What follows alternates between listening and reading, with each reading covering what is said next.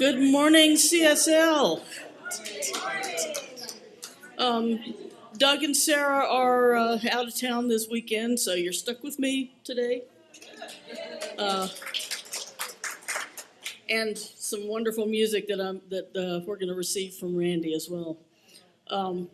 So this morning, to stand as you are able and join in, and we'll sing ourselves into the service. So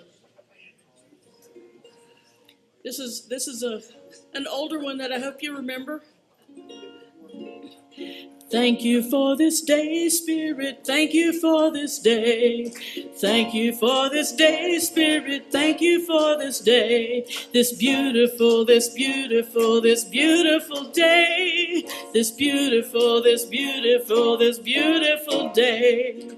Thank you for my friends, Spirit. Thank you for my friends. Thank you for my friends, Spirit. Thank you for my friends. My wonderful friends.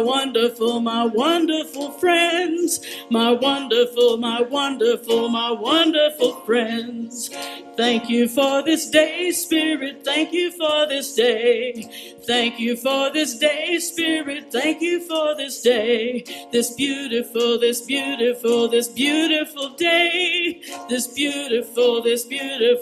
beautiful day.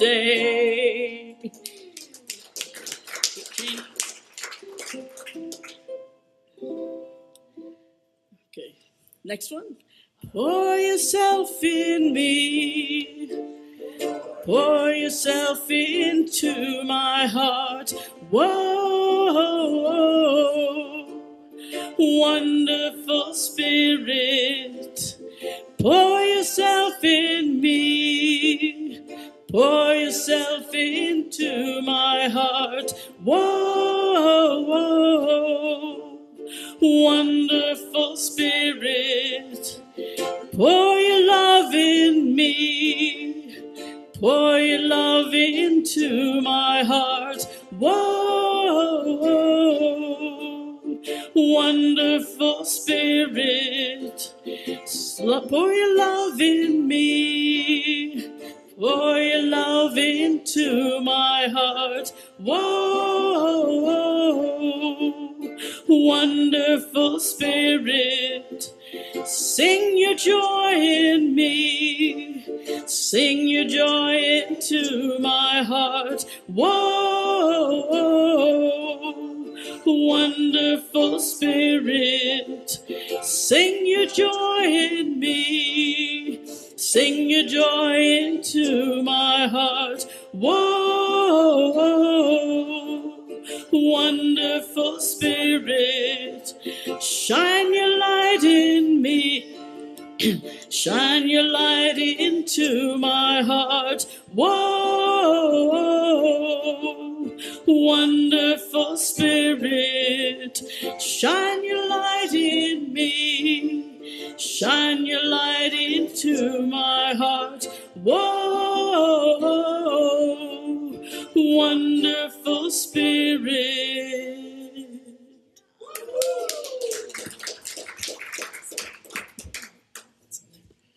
Okay, good morning, everyone. Good morning.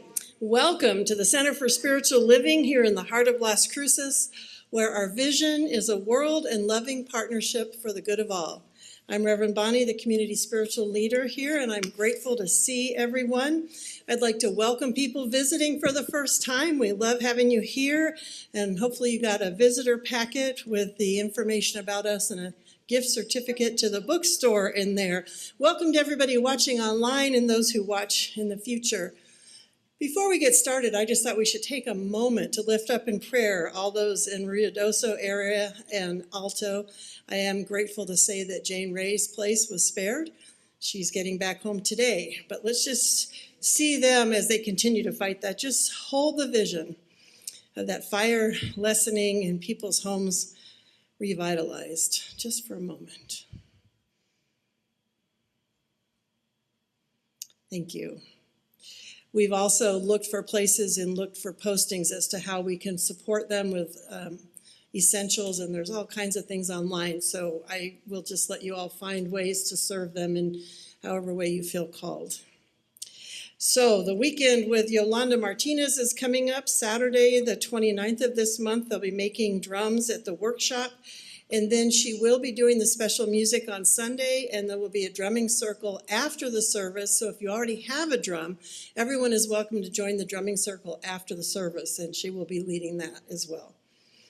And many of you remember our musician Mary Lynn Brown and her family, and Mary Lynn is in the process of adjusting to the loss of her vision. I think many of you already know that. And in that process, she's also downsizing. And so there are several things that we are just throwing out to the community. One, if anyone has a place where an RV can be hooked up, possibly temporarily, we are trying to find her a site for the RV that she owns to be a more permanent hookup, but right now we don't have one, and she has to be out by the end of this month. So if anyone has that, or a small apartment or room for rent that we can put her in temporarily till we get an RV site, that would be helpful. She's also going to continue teaching piano from that piano right there, but she cannot drive. So on Monday, she's going to need a ride here and a ride home after she's done teaching. So if anyone would like to join a team of folks to help get her here and home in order to keep getting a little bit of income in addition to her Social Security, we would greatly appreciate it. So please see me and let me know after the service. We've also had a team of people. Lisa Giuliano headed that up. Several of you were helping her sell her things and get things organized. So you can let Lisa or I know as well, and we'll communicate and continue to support her in this process. So just holding Mary Lynn and this change in her life in our prayers as well. And we have another accredited class coming down the pike. This one is only 5 weeks long and 2.5 hours per class instead of 3. We did a short one for the summer called Spiritual Principles and Practices. The book we will read is This Thing Called You, which is one of my favorites, but it's a different course material and activities that we will do together. It says, discover proven practices that bring spiritual principles into action, allowing you to manifest a desired goal or intention. So that is the purpose of the class. We will have sign up for that, and that will start July 18th through August 15th. So if you're interested, let me know. And like I said, we'll get a sign-up sheet out there for that soon. And Sunday, July 7th, will be our next board meeting of our new board, the first one of the new board coming together. And then we do have a potluck and town hall meeting coming up in July as well. That will be on the 21st. And since I had that unfortunate event and was not able to be here for the annual meeting, I am hoping to kind of re-give my report and answer any questions that you might have at the town hall meeting. So please be there if you have any questions or want to hear what I was supposed to say at the beginning of this month. So that's the intention as we move into July, and I just am seeing myself actually being able to be present for that one. So that being said, I'm going to welcome to the platform our platform assistant, Judy Hunt.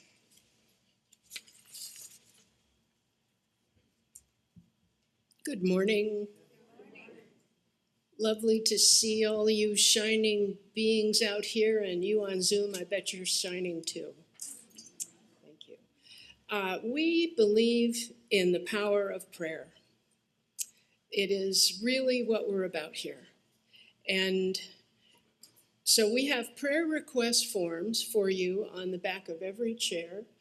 And so please fill those out. And we have a wonderful prayer group that meets every Tuesday. And it's from the 5 New Thought churches. We're now including Unity of El Paso. And so it's a great group. And we pray with you on the things that you want help with. And it's very powerful. Prayer really works. So we also have gratitude forms on the back of the chairs so you can tell us how prayer is answered in your life. And it's when you ask for prayer, you need to watch for it being answered. Expect answers. That's how the energy works. So, and we'll be with you on that. And me and Bob are available after service for anyone that needs a little bump of prayer, just kind of a quickie, if you'll pardon the expression. And we're here for that. So just come on over and catch us. And we're ready and able and really pleased to do that with you. It's always good for us, gotta say. So now it is time for song, silence, and prayer.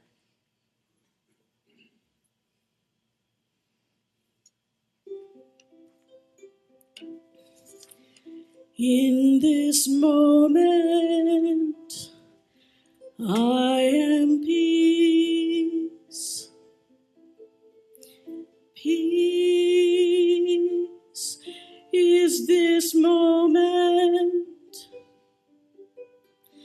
Peace, peace, peace in this moment is what I am.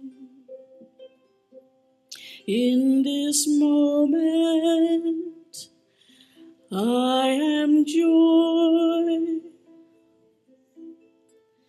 Joy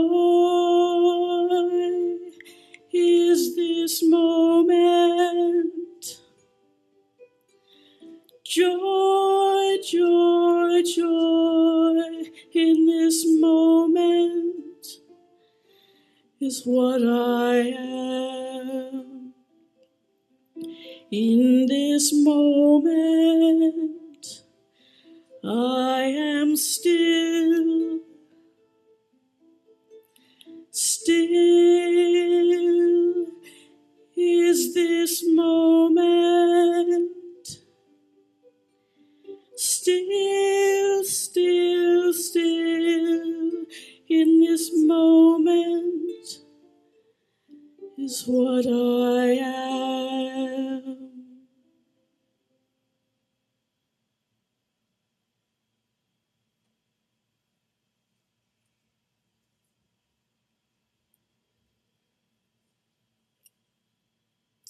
Kay has reminded us of who we are, and we are here in spirit, the template for joy and peace and love and harmony, the truth of our being. And we rest in that peace and joy and harmony. And we know that no matter what things look like, that is the truth within us. And we remember to breathe deeply and remember the truth of us, that we are that same peace and joy and harmony and love. We bless this day, and so it is. And I have a reading from Ernest Holmes, The Art of Life. That's a good one. Because life is in you, then the truth is in you, and the Spirit is in you, and power is in you. If you will wait on this power, this truth, and this light, they will guide you. One of the greatest things you can learn to do is to wait on the God power within you. Having felt the presence of this divine reality, we are next privileged to use the law of its being. Begin right now by saying, I know that the Spirit goes before me and makes perfect, plain, direct, and immediate my way. I rest in calm peace and in absolute certainty that all the good there is devoted to my well-being. I know this is the truth about everyone. I view myself as a part of the divine union of all things. Therefore, I know that I am one with every person, every event, every situation that arises in my experience. I know that I bring forth from all persons and events which I contact the best that is in them. I know that I give back the best that is in me. And so it is.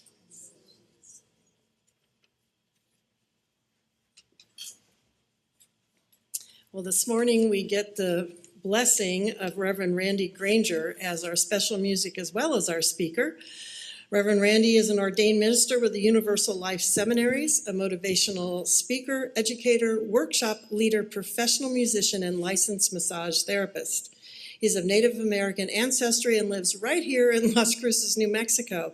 He also practices Science of Mind teachings, Zen meditation, and sound healing. So please help me welcome one of our favorites, Randy Granger.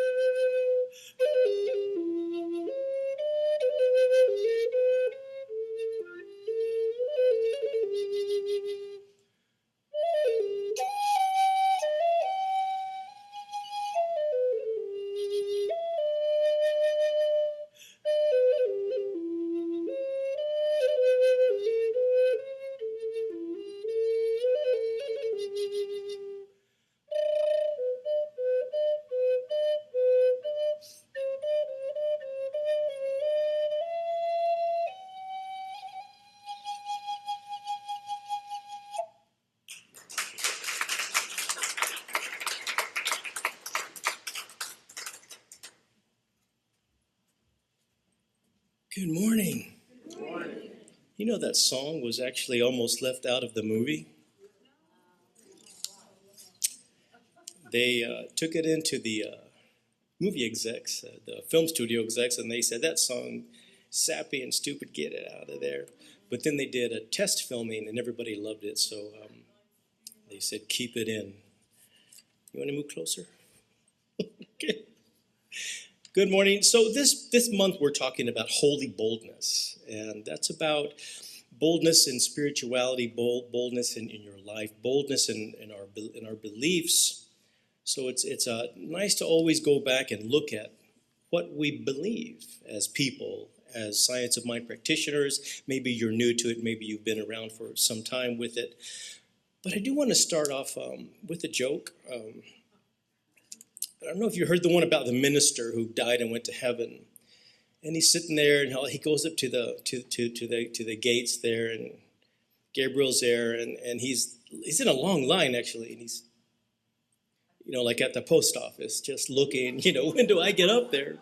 So he gets closer and closer, and all of a sudden he notices this man next to him who's a taxi driver, for a New York cab driver. They start chatting. They said, oh, well, how'd you die? Oh, that's great. Oh, I used to live there too. And so they're chatting, and then they eventually get up after a few weeks. And when the cab driver gets up, boy, they give him a robe, and they say, oh, we're so glad you're here. A beautiful robe and this staff that's gorgeous with this big old ruby up on top of it. And there's a barbershop quartet singing for him and everything. Just la, la, la, we're so glad you're here. And then they say, come on in, your room's waiting. And then the minister gets up there, and they say, oh, here's it's this like burlap sack robe and a wooden staff, made out of yucca stalks and not very strong. And so he goes, excuse me, but what gives here? Why did he get such, a reception and I just get, pittance?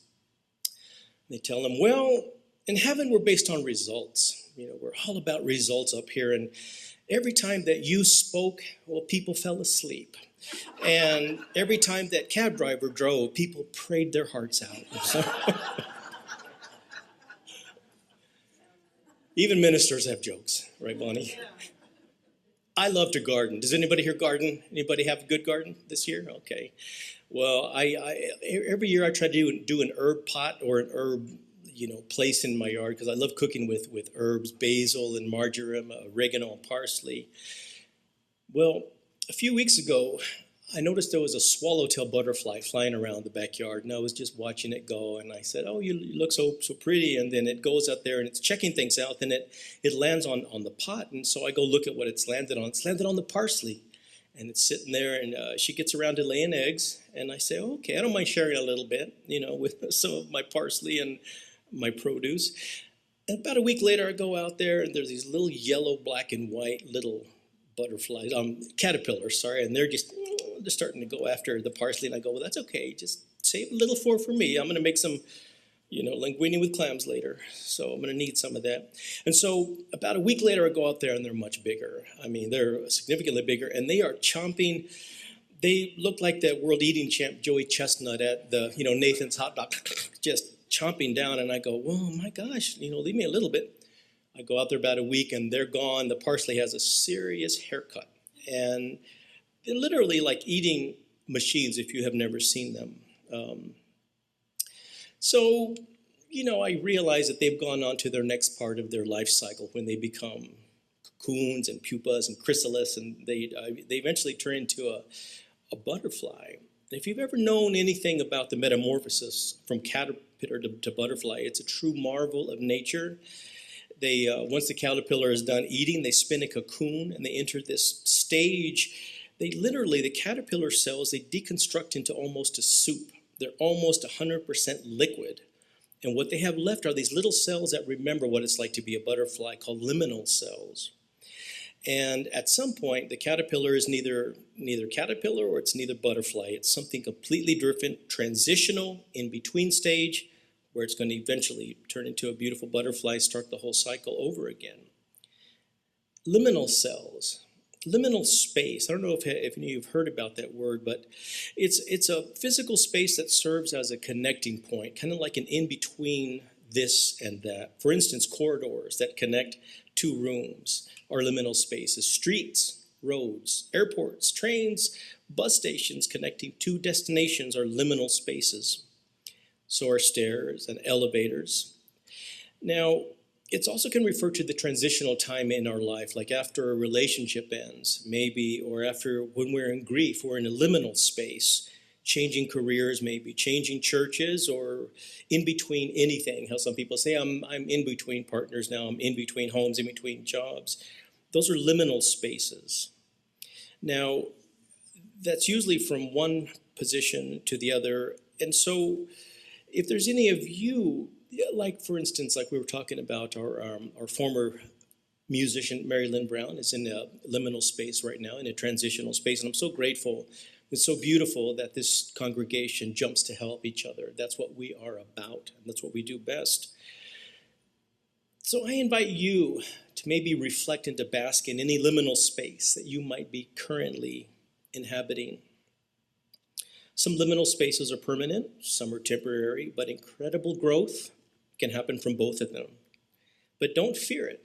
It's just change. And if you realize the caterpillar's greatest transformation materializes in darkness, when it liquefies before it even knows what to do, and then all of a sudden it does know what to do, you know what to do too. It's always within us, like the reading had indicated too. So it's good to lean into change and resurface reconstructed and renewed. Just a side note, I was thinking about this recently. There's also a time that liminal space took place at a place called Trinity Site, about 125 miles north of here, July 16th, 1945. If you don't know, this was the first detonation of the atomic bomb. Up until that point, Dr. Einstein, Dr. Oppenheimer, his whole crew, no one knew. They had a thought that if it detonates, it may set the atmosphere on fire and the end of life on Earth. And so they asked him, how certain are you that that's going to happen? And they said, well, there's a probability, like scientists say. So that was a liminal space before the atomic age and after the atomic age. Now, Ernest Holmes writes about Einstein too in The Science of Mind, and he talks about that Einstein wasn't sure, but yet Einstein wrote a letter to the president then and said, this might happen, and if it does happen, I'm not so sure that we should do it. I don't know if we should go through with it. Because he indicated that we're all individual parts of humanity, and whether we realize it or not, each of us influences everyone around us, and in turn, we're influenced by other people. The reason that Holmes wrote about this is because he was talking about how to start a spiritual chain reaction. That's the title of that chapter, How to Create a Spiritual Chain Reaction. And of course, he was referring to that chain reaction too. And he gives this example of Mahatma Gandhi, how he had this silent spiritual force. And he would sit quietly in front of 1 million people. And the atmosphere of confidence and faith was called darshan. A biographer wrote that when he sat there with Gandhi, that he felt the spiritual realization so completely that it was as if he had bathed in a refreshing stream of life by being in that presence.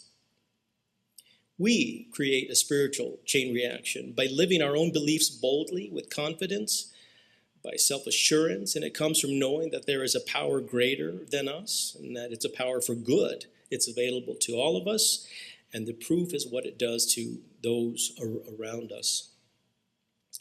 I've often heard it said, and especially lately, it's just come across in my radar because obviously I need to hear it.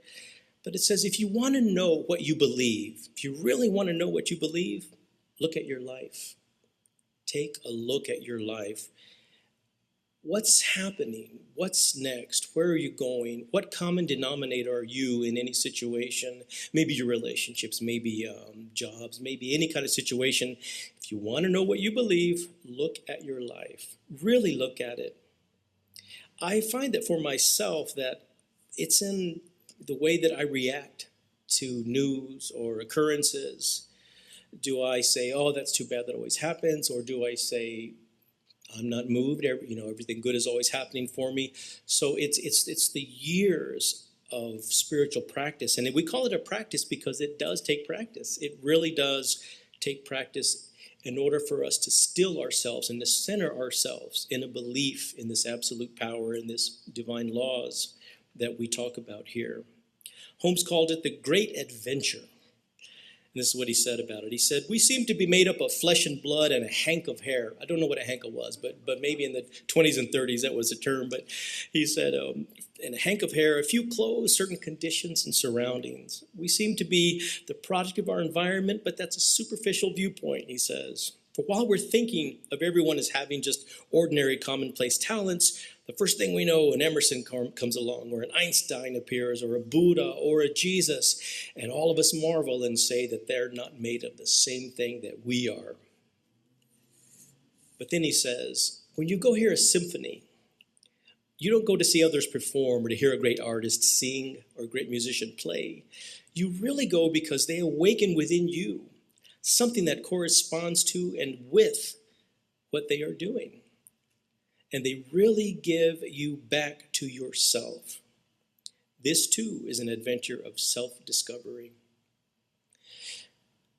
Living our beliefs out loud may not seem like our style, religious science congregation people don't usually go door to door, Garrison Keillor told this old joke about that. He said, what did he say? He said, how do you define a Unitarian? Someone who goes door to door for no apparent reason. And so I was trying to think, well, how do you define a science of mind person? I think, well, someone who goes to the door and realizes there is no door. I don't know. That's the best I could come up with. But we're usually not the kind of people who go out shouting our beliefs everywhere and holding signs and going door to door, leaving pamphlets, although we generally do like to share very, very much what we believe when we see someone might be benefiting. And so we're usually not the loudest people in the room, online, everywhere else. We don't usually want to do that or feel comfortable doing that or feel it's our place because we believe in independent thought as well. We might not always do that for people or explain what religious science is. But I would encourage you, this coming week, I'd like to offer you a challenge. Maybe on a piece of paper, define what your beliefs are. Look at your life and define what your beliefs are. Say, what is it that I believe? Or maybe try to explain to a friend, maybe say, let me tell you what religious science is. You don't have to listen. Just relax and explain to them what religious science is, what we believe. In other words, why not us live more boldly with our beliefs in the hopes that they'll benefit other people? And if you don't know what we believe, a good place to start is any of the great books that are in the bookstore or the Science of Mind magazine, which I'll get to here in a little bit. But your beliefs can create a chain reaction of love and compassion. Holmes said that love, I'm talking about the capital L love, is the eternal flame of the universe, the very fire itself, the essence of love, which elusive, pervades everything. It fires the heart, stimulates the emotion, it renews the soul and proclaims the spirit. Talk about lighting the atmosphere. Love. I have this friend, one at least, and we talk on the phone occasionally because we don't live in the same state, and we have mutual challenges or joys or concerns. So at one point, she asked me on the phone, she said, listen, I need to know what you think about this thing. Tell me what you think about this thing that was going on in her life or something she had done or decided to do. And she says to me, but now wait a minute. I need you to give it to me straight, Randy. She said she didn't want any of this Randy way of talking where he chooses his words so carefully, so diplomatic, give metaphors, and I don't want you to pussyfoot around her words. And yep, I said, well, now, dear, maybe you need to call a different Randy because that's the only way I know how to talk. My belief system, it requires me to have spiritual understanding of other people, of high consideration, of respect, of love, not necessarily for their benefit, but for my benefit. I live my beliefs boldly and openly, but that doesn't mean by force. It means a conviction of understanding that we're all walking each other home. I have this friend who would use this phrase a lot, which I know all of you have heard. He would always say, it is what it is. And I would say, really? He'd say, yeah, it is what it is. I can't do anything about it. And I said, by saying it is what it is, you're going to keep it. You're going to make sure that it is what it is. I asked him, what's next? What would you like to see differently? What would you like to happen? What's the ideal situation? Hold that in your heart. That's part of my belief system. But what would it sound like if we all lived our beliefs boldly? Imagine telling the world, and maybe this is just my words, maybe it's not the way you would say it. You can write it out. Imagine saying to the world, my spirituality compels me to care about people who are vulnerable. My spirituality compels me to treat people with respect because of our shared humanity and spiritual heritage. My spirituality compels me to respect science and wisdom, to care for the planet, to care for the resources. My spirituality compels me to share my heart, my possessions, my talents, and my time. It compels me to embrace the idea that all people are created equal and that equity and equality are not special considerations. Imagine talking about that to people and getting fired up. If it's your belief, then it's your belief, and it's something that we're not used to owning, and maybe it's worth a try. So what do we believe? Well, Dr. Ernest Holmes wrote the Declaration of Principles. They become known as What We Believe for the first Science of Mind magazine that was published in 1927. Wow, that's almost 100 years. So this What We Believe has been included in every issue of the magazine since then for the past 88 years, okay? So here it is. I've edited them down. So first of all, what we believe in God, the living Spirit, Almighty, the one indestructible, absolute, and self-existent cause. The one manifests itself in and through all creation, but is not absorbed by its creation. We believe in the individualization of the Spirit on this, and that all people are individualizations of the one Spirit. You have to remember where he was coming from. He was coming from a very florid time of Emerson. They were the transcendentalists that had this florid style of writing, but I'm just reading it the way that it's written. We believe in the eternality, the immortality, and the continuity of the individual soul, forever and self-expanding. We believe that heaven is within us and that we experience it to the degree that we become conscious of it.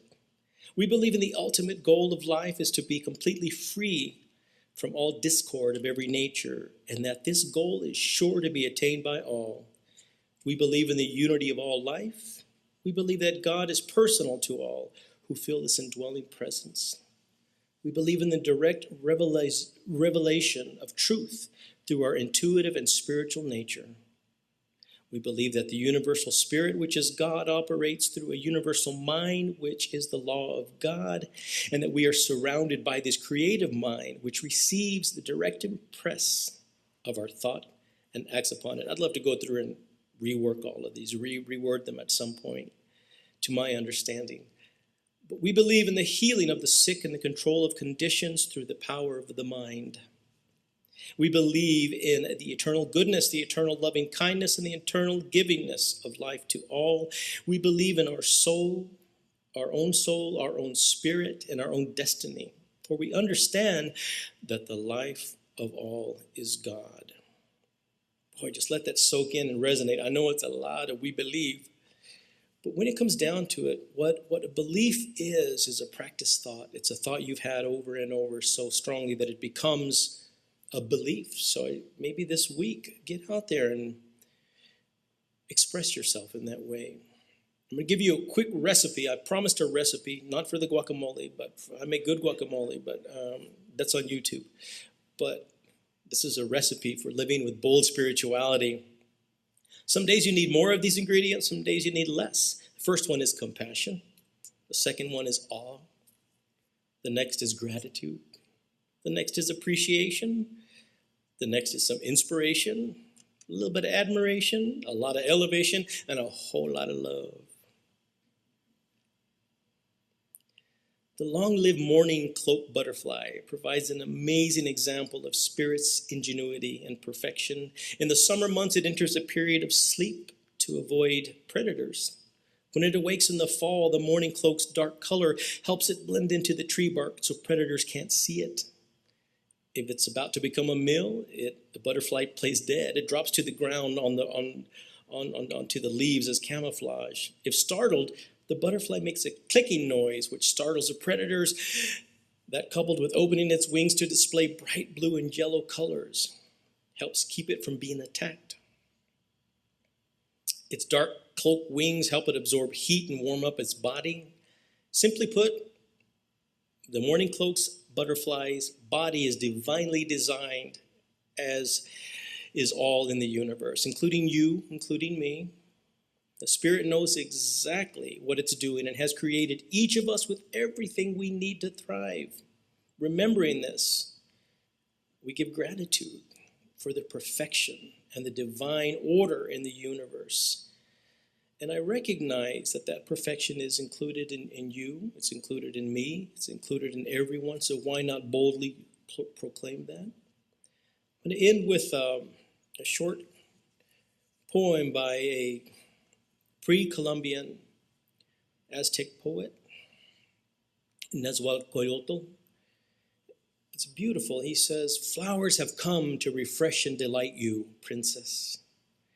You see them briefly as they dress themselves, spread their petals, perfect only in spring, countless golden flowers. The flowers have come to the skirt of the mountain, yellow flowers, sweet flowers, precious vanilla flowers, and crow's dark magic flowers weave themselves together.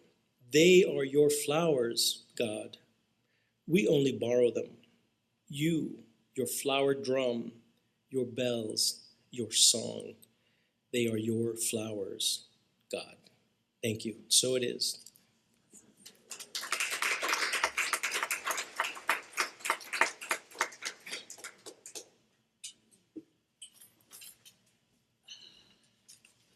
Thank you, Randy. That was great. That joke in the beginning, when I started speaking, the whole front row would always fall asleep. So what can I say? That's true. I felt like I had to pick up my energy or something. Anyway, I don't think anyone fell asleep during your talk. Thank you so much for what you've shared. And practitioners, let's surround the room and we'll ground what we just heard in prayer. That's the opportunity to close your eyes and we don't know if you're asleep or not.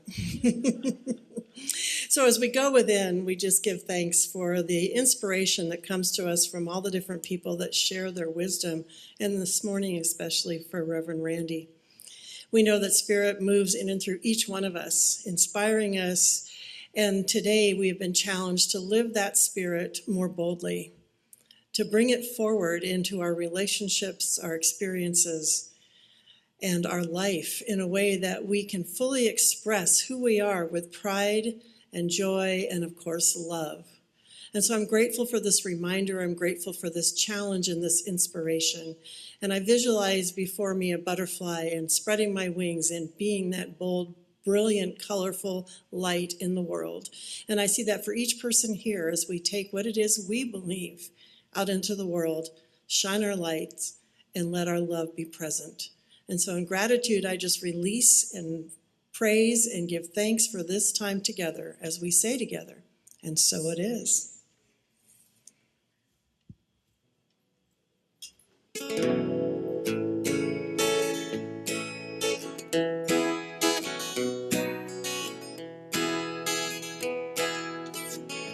You belong among the wildflowers, and you belong in a boat out at sea.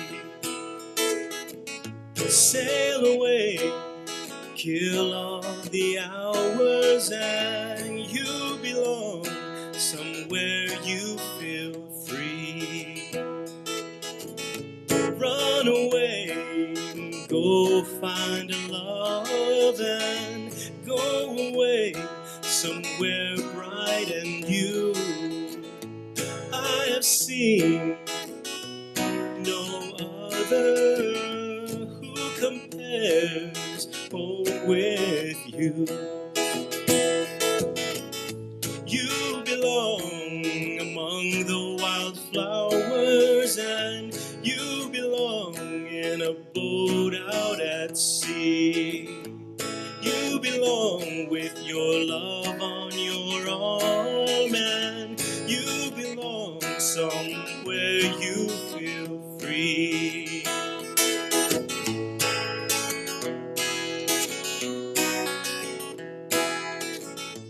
Run away, go find a love, and run away, let your heart be your guide. You deserve the deepest of cover, and you belong in that home by and by. You belong among the wildflowers, and you belong somewhere close to me, far away from your troubles and worry, and you belong somewhere you feel free.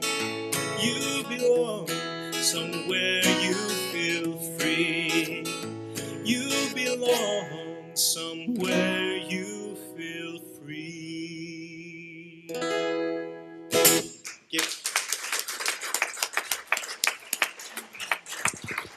Thank you. We love all of your talents.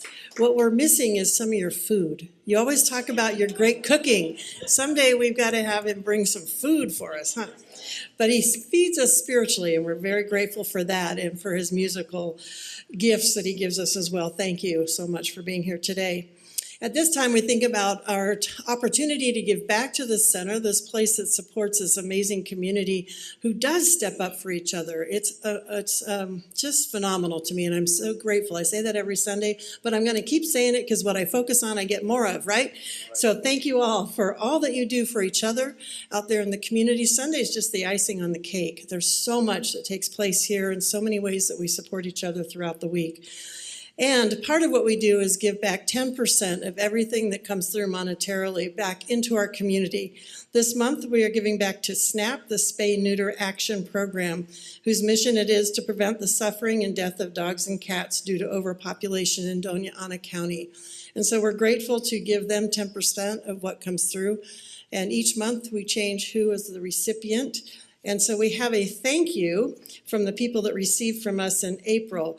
They have a big heart that says, "We're one for the books. Y'all rock." To our dear friends at the Center for Spiritual Living in the heart of Las Cruces, thank you, underlined, for being such dedicated advocates for our children in Doña Ana County. We truly couldn't have reached the thousands of families we did this year without your help. Thank you for your generous gift in April of 2024. And that was, we were giving to the Children's Reading Alliance. And so they are grateful. We are grateful. It's just that constant giving and taking. We're so happy that we are part of that flow. So let's sing, "I Am So Blessed." Oh, yeah, let's do that. Thanks, Kay. We'll say our gratitude prayer. Divine love through me blesses and multiplies all that I have, all that I give, and all that I receive. Thank you, God, in me. I am so blessed, I am so blessed, I am so grateful for all that I have. I am so blessed, I am so blessed, I am so grateful, I am so blessed. I am so blessed, I am so blessed, I am so grateful for all that I have. I am so blessed, I am so blessed, I am so grateful, I am so blessed, I am so grateful, I am so blessed. So remember that one of our blessings are the practitioners who will pray with us after service. If anyone has something they'd like a short prayer for, they'll be available. At this time, please stand if you would like, because we're getting ready to wrap it up with which song today, Kay? We're going to go out and shine today. All right, go out and shine.